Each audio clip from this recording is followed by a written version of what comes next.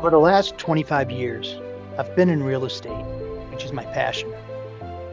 Back in 2015, I started working in the family office space directly for several prominent families on their real estate portfolios.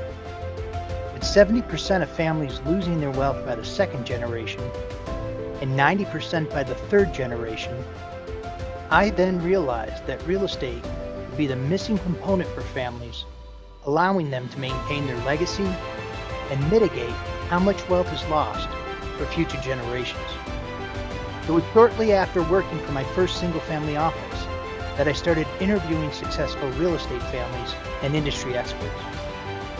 These conversations, combined with my first-hand experience of working for families on their real estate investments and currently investing on behalf of families, that has allowed me to share this knowledge with other family offices, family members, and family office professionals so they too can be good stewards of wealth. I'm DJ Van Keuren, and this is Family Office Real Estate Insights from the Family Office Real Estate Institute.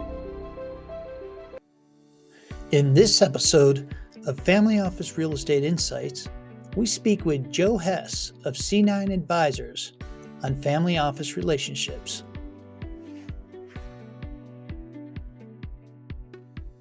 So today on the show, we have Joe Hess from C9 Advisors. And thanks for being on the Family Office Real Estate Insights, Joe.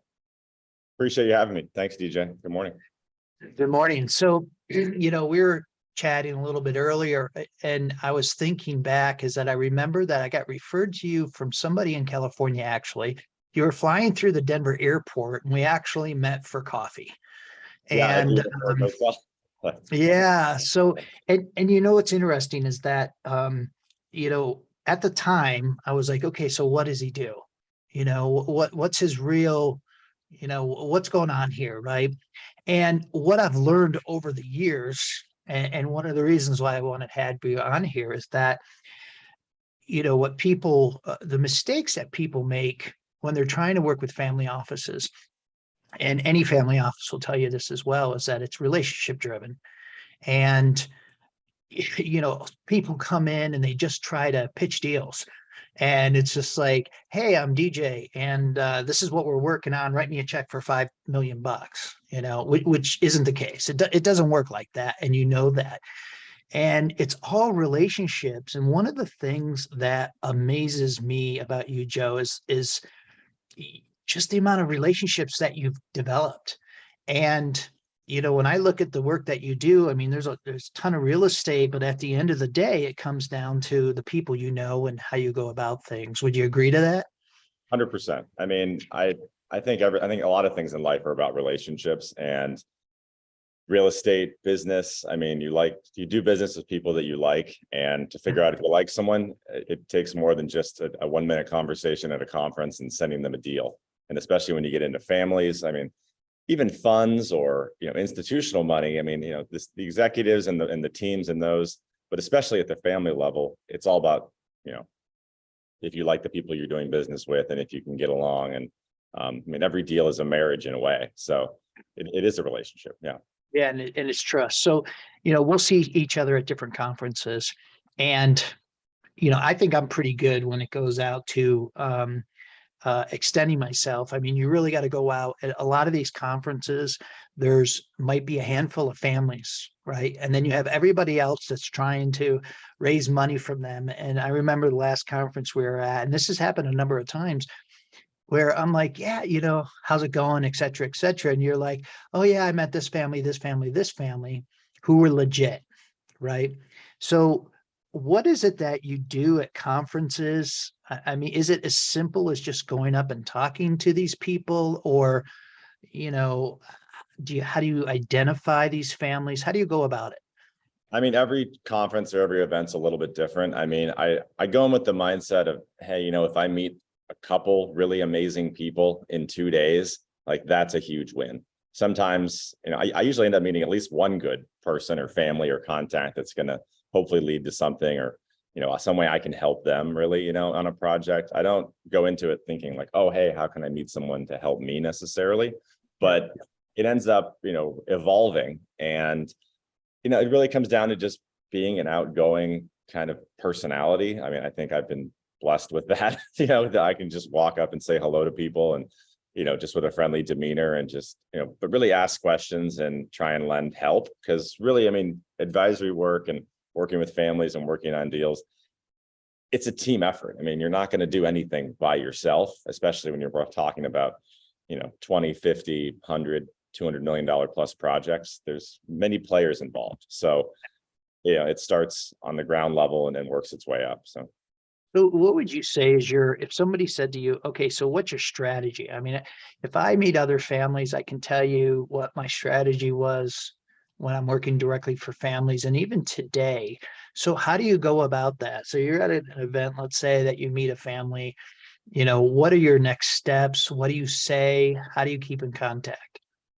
I mean, my big thing is listening a lot. I mean, asking leading questions, what's kind of the background without trying to be too probing. Like when I meet someone in general, like usually at these events, I mean, I'm genuinely interested in what they're up to, because every family, especially more so than a fund or, an institutional group, has a story. And, some of them will share a little bit of their story with you in the beginning and more, obviously, as the relationship evolves. Some are, understandably a little more closed off, but they're looking to learn a little more about what you do. And a lot of families tend to be interested and excited when I tell them a little more about my background, how I work with other families, how deals I've done, give them some examples of things I've been working on. And then really it's just about listening and asking leading questions that can just further the conversation.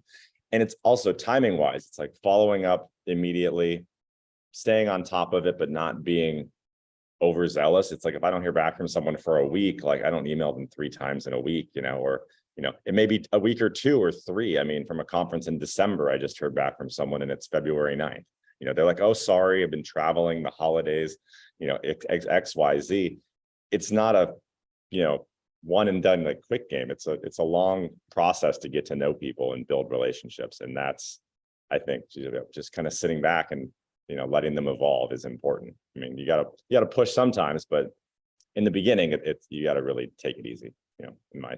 Well, but even, you use the word push. I wouldn't even, from my experience with you, I would never say, or just keep in touch, right? It's one of those things where out of sight, out of mind.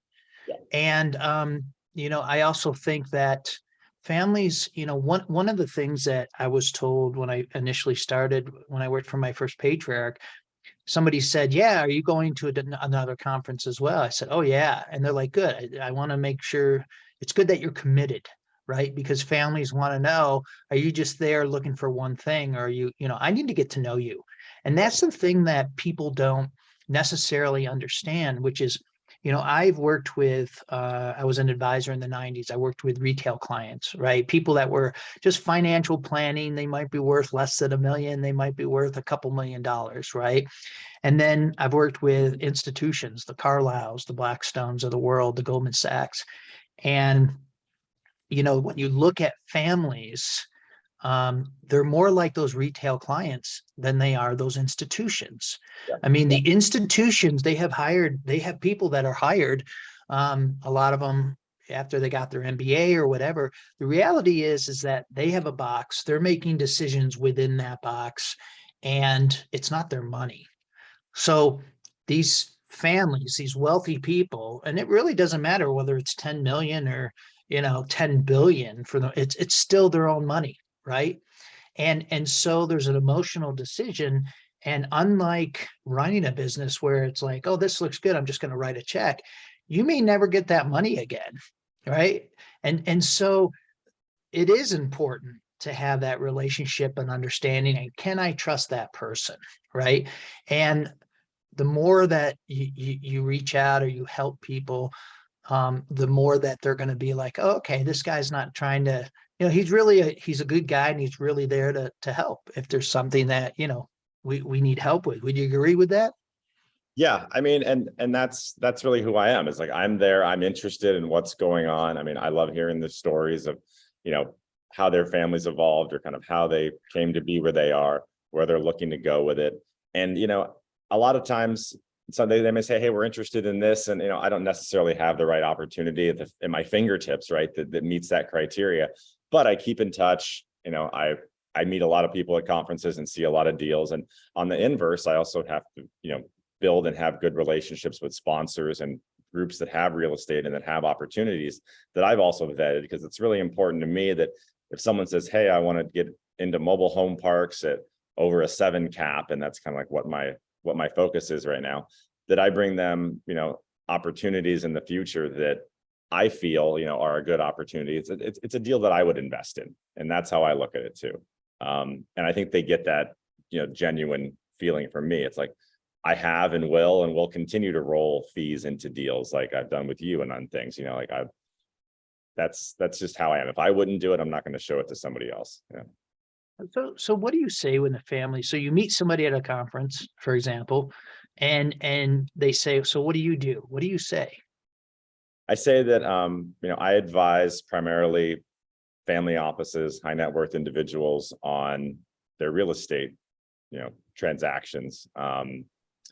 I also work with sponsors, work with developers, and, I really put the two parties together. Like I say, I'm really in the relationship business, and I have a lot of experience in real estate and in structuring and helping them in that kind of form. Yeah, I mean, some of the projects that we've talked about before, and one which we'll talk about, the deal in Hawaii, because we'll catch up after this. But I introduced you to the Marriott family, who was working on some stuff, and the reason why I was comfortable to do that is because of the relationship that we've established over the period of time, right? Seeing Knowing each how you other's work. conferences, like and then we became friends. And I mean, That's right. yeah, it's an evolution, and it's actually fun to go to these events and see people over and over. It is. When you may not do a deal with them, but like you become friends and you see them You every do. 4 months, have some beers, talk about deals, and then those relationships evolve and they lead to more relationships, like your example there. It's a clear, yeah. All right. So how do you keep in touch with, I mean, you're one of the best people I've ever met that really develops these relationships, get to know people. And you do it in a way that's, like you were saying, I mean, it's professional, but also easygoing. It's friendly. I mean, it's great. So, how do you keep in touch? I mean, I used a CRM for a long time that didn't work that well. And then I just kind of got my own little systems in place. We were talking the other month about CRMs and like trying to find the right solution.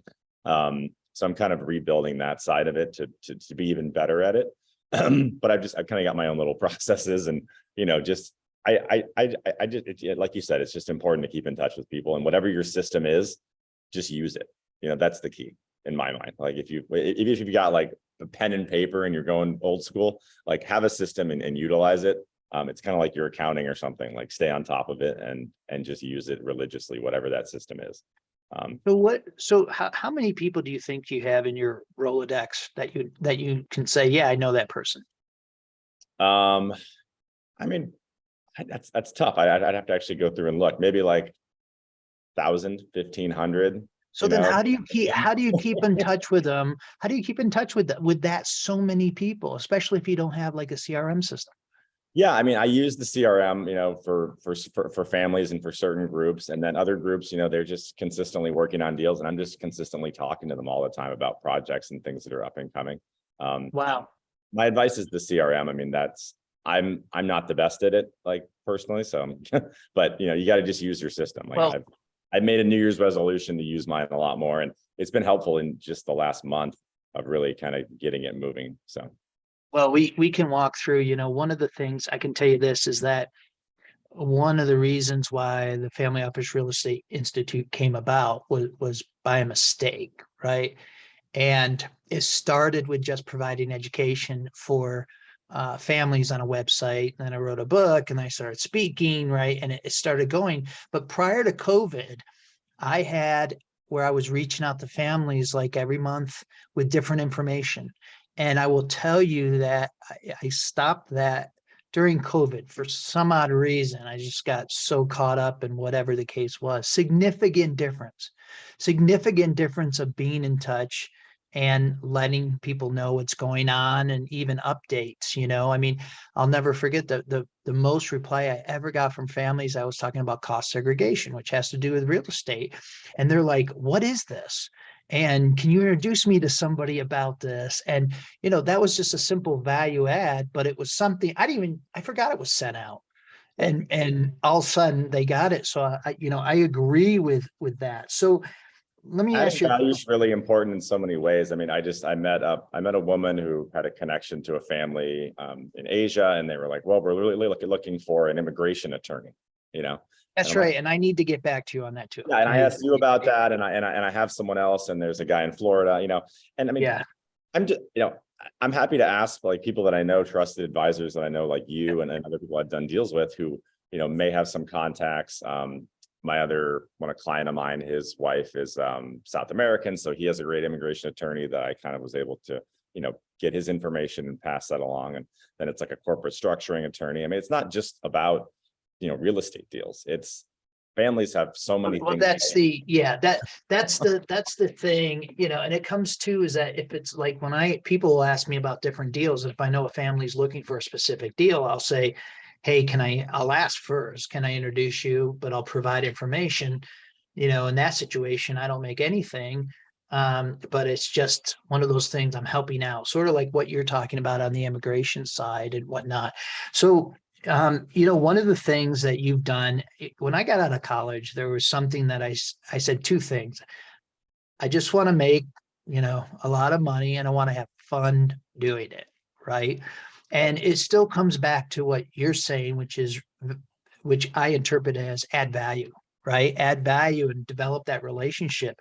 Well, one of the best ways to develop a relationship is doing things, right? Doing things together. Didn't you go on some type of I don't remember if it was fishing or skiing or something with a bunch of investors or I something like mean, that? I love traveling and going on trips and stuff. And, I get invited by friends, and then, friends happen to have friends that are in real estate, and it turns into, a real estate heli ski trip, or it's some sort of like a different sort of adventure. Or, I was talking with a client the other week who wants to go bird shooting, they're into that kind of stuff. They're like a firearms company, and it's across the board. I mean, I'm always up for an adventure. I mean, I'm down to go on a ski trip. Like I know you planned some stuff up in Colorado and they're coming up and things like that we're going to be doing. And, I'm open for anything. I mean, I love being outdoors and spending time with good people. So building those relationships and doing them in a Well, fun way, why not? that's well, that's what it's about. yeah, it comes back to once again the relationship. I mean, everything comes back to the relationship, and conversations will automatically come up. What are you working on? What are you doing? And Yeah. I think one of the things that people need to realize if you're going to work with family is that how you bring up something, right? So let me ask you a question, Joe. So let's say that you've got a deal that you think it's great. You were mentioning mobile home parks or whatever the case is, right? How do you how would you bring that up? So let's say you're hella skiing and stuff, and they're like, so Joe, what are you doing? How would you bring up an opportunity to somebody that, you've gotten to know and stuff? Would you say, Yeah. hey, there's a deal you need to look at, or this is what I'm looking at, or how would you go about that? I mean, I kind of like to ask what they're like. I hate to bring up deals that are not really for somebody, because it's Yeah. just like I hate to waste anyone's time, like waste my time explaining it, waste their time listening to it. So I like to know who I'm talking to and asking a lot of questions about what they've done, what they're looking to do. But if I know someone really well, I mean, they also have lots of other friends also doing deals. So I Mm. could say, hey, it's probably not for you because you do, you know, mobile home parks a lot, but I've got a medical deal in the same market as you, or something, or vice versa, that could be interesting. If it's something that I think they're really interested in, I could, you could just, it's just as simple as kind of bringing it up. It's sometimes hard when you're on a trip and you're just having Yeah. fun to bring up deals. I mean, you can Yeah. also follow up later and just say, Yeah. after the trip, be like, that was awesome. Like we had a great weekend, like, XYZ, throw out some fun things like you would do with a buddy, and Yep. say, hey, I've got this deal. Here's a few bullet points. like, let me know if you or like your team wants to dive in, because it may not even really be them. Like they look at the bullet points and say, yeah, that could be kind of cool. And then they hand it off to their, acquisitions guy or their, family Yeah. office president or something, who's really the guy you're going to talk to about the details. The last Yeah. thing you want to do is like send a 5-page email Oh, no, explaining. no. You know what's so interesting to me is that, we would have for various families, we'd open it up for other families to co-invest, right? And so some of the things that you brought up, like I love finding out if where the wealth was created, right? So So it's interesting to me, like genuinely. I'm just like, oh, there's so many well, different companies yes. in crazy ways, like things you would never think of. You're like, what? That's a business. Like, See, that's just exactly what I've said, and I've heard some crazy stuff before, but like, so I think about some things where I literally have said multiple times, I'm like, really? You made a couple hundred million doing that? I mean, it was something just ridiculous, like the switch in the for traffic lights, yeah, we got a patent on something. I'm like, what? Like that's I okay. know, it's like, really? And Yeah. and then, I think of My people like, entrepreneurial mind spinning, because like I've got a few businesses. I've started a couple things over the years, and like I'm like, God, like I think of yeah, that. right. And then I think of people like Sheila Driscoll who the Driscoll berries and stuff. And I was asking her one time, I was at a conference, I said, so where was the wealth created? And she's, like a third, fourth generation. She starts telling me the history and she just lights up. She just becomes so passionate about the family and how things started and how they, where they are today, and she's talking about, if you go into a supermarket and you've got fruit and you have all those little holes inside, right, in the plastic. Well, I always thought, oh, okay, they created this so I could put water on it and the water comes out. Right. That's not how it happened. How it happened, I don't know if you know this, but her like great grandfather we're having berries and strawberries and everything on in California, and he'd have to go door to door to sell it. Well, women at the time were always the ones that were home, right? So what he did is he created like a basket and he put holes in it so that so the woman could see, or the person at the door could see if the berries were fresh and if they were okay, right? Because you'd have More to of a dig visual down to thing. the bottom. It's a Yeah. visual thing. Yeah. And that's how it created. And I'm like, that is so cool, but it's the passion and stuff that goes about. So what would you say? And our definition of a family is worth 250 million or more, but yet there's a huge market of people that range everywhere from 10 million to 150 million, right? Oh yeah, And all across the board. And you can just as easily talk to a person who just sold their company and made 10, 15 million bucks as that's right. to a long-term family. I mean, I think that maybe the newer money, or they just sold their company, are usually pretty open to like having conversations and kind of like learning and that kind of stuff. And maybe the more generational families are a little more reserved sometimes in the beginning. Yeah. But it really depends on the person. I mean, I've met billion-dollar families that are like, hey, like, they're just like they sold their company last week, but third generation, they're so into it, and this and that. But everyone's always learning and evolving. And that's why I think like what you're doing with Fori and the educational side, not only about real estate, but just in general, educating people about what's out there and the market conditions and what they can get into. It doesn't matter if they're 5 or 10 million or 300 million or more. There's a patriarch that's going to be selling a company for billions, coming up. And, I mean, he's already got a lot of money and he's investing and doing things, but, they're focused on their current company. They haven't done the deal yet, So then once that happens, there'll be more time to really focus on maybe real estate deals. Like, so, everyone has timing and things going on in their lives that are outside of our conversation. So I'm just, respectful of that. And, when the timing is right, or, then we can talk further and go from there. The things that I found that is pretty synonymous, regardless of the size exit, like you said, and I'd love your thoughts on this, but one is the relationship we keep talking about, but also you have these people that have, it could be 5, it's usually 30, 40 years that they've been focusing on one thing, the light Yeah. switches that we said, right?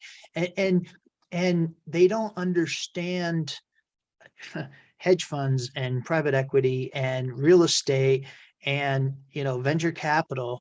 And when you think about it, people spend their whole life not only in just venture capital, but healthcare venture capital. And it's not just healthcare venture capital, but it's like mid-market, right? Healthcare venture capital, their whole career. So you can't assume that the person you're talking to understands everything, right? Oh, and And everyone's going to also, have different questions. I mean, that's but right. I mean, the one thing that is constant is that there's a lot of very smart, very talented people. Yes, So that when you 100%. send them a deal, if it's put together in a normally digestible business manner, like Yes. they're going to get it. They're going to have different questions, all depending on their experience, which, to you or me, some of them may seem, okay, well, that's like a basic kind of question, but like they're just not in the real estate field. So it's just, you just got to go through and educate and show them, share knowledge really is what it cannot really show, but more share knowledge and, help them learn about the different facets. Because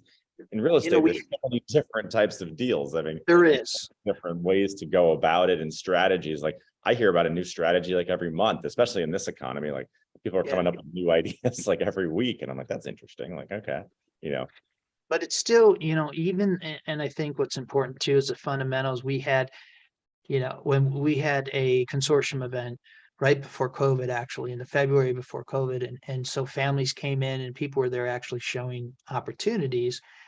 And we're going to do that again at the Ford Institute, where there's showing the families know that they're going. And I sat down with 5 sponsors, real estate sponsors, and I told them exactly how to go about it. I said, when you're up there, don't go into your deal. This is our deal. This is how much we're raising. If you're doing workforce housing, you need to first off and say, look, this is what workforce housing is. These are the characteristics of workforce housing. These are the areas that it's best for. This is the income level, right? And then you come in and you say, for example, the project we're working on, fits this, fits that. And you can assume, so the 3 that did that got great ratings because we had them rated.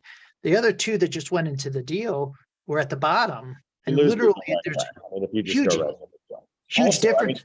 and even in front of just explaining workforce housing, talk about yourself a little bit, give your background and tell you who you are. But the worst thing on a conference call or on a meeting is like I bring in a sponsor and they start talking, they give like a 15-minute background on themselves. Yeah. Yeah. I'm like, come on, you got to like be able to do like a 90-second, high level, like don't name every person you've ever known and every connection, either. I mean, give a background, give some flavor. If people have questions or, which they will eventually, or want to confirm your relationships and backgrounds, you'll get to it, but give the highlights and say who you are. And then, you got to go into what the opportunity is. But first you got to, give your background, like you said, give background on what the opportunity is in terms of the grander market before you get into your deal. This is 100%. Yeah. So if you could give any advice from, and I'll say the success you've had, because like I said, the way you go about things is amazing and really need to be complimented on that. And so anybody looking to work with families, if you had to say, here are the top 3 things you need to realize and understand, take to heart, what would be those 3 things? Families are people just like you and me, and it's relationships. It's all about for the long run. It's not trying to get a deal done tomorrow. You may not ever get a deal done with the family that you meet, but you may become friends with them, and you like real long time, lifelong friends, have a lot of fun. You may meet other people through them. It's just, they're other people, it's relationships, working together and just keeping in contact and just be genuine. I don't know, that's how I operate it from mostly. I think one of the biggest things too that people need to realize is that it does take time. It could take 30 days, it could take 7 years. right? I mean, you have to be in for the long haul. And if you focus on those relationships and, it may not be something you're working on now, it could be something way down the road, or maybe somebody that they know is like, hey, you should talk to, etc. But that relationship is so important. And So consistency too, being consistent. Like I consistently go to certain events, you consistently yes, see people, you build on those relationships, you meet new people through them. And I just love meeting people. Like I don't care yeah, if it's traveling and you're meeting people, like in a travel situation, just a social scene. If you're doing a business thing, whatever it is, it's just I personally genuinely just love making connections and hearing people's stories and building relationships. So I guess some of that's learned, but some of it's just my personality. So I'm blessed in that way. Joe, I have to tell you, I want to thank you for being on the show today. You brought up a lot of really important stuff. We're having you on our board at the Four Institute, and one of the things, we got some amazing families, amazing professors, and then we have some sponsors that are on there. And one of the things that I think you can really help on the board is sort of working with these sponsors, letting them know, look, at these are the things that you need to realize, and this is how you go about it, and you got to take a long-term perspective and stuff like that. But Joe Hess, C9 Advisors, thank you so much for being on the show. I appreciate the friendship that we've created. Yeah, me as And well. Thank you for having me. I'm excited to be getting more involved in the Institute and helping out in any way I can. So just let me know how I can be of service. And, I'm sure we'll see each other at a conference soon. We were just talking about our schedule coming up. that's right. That's right. So Joe, thanks for being on the show. And like you said, we'll see each other here shortly. Thanks, DJ. Have a nice day.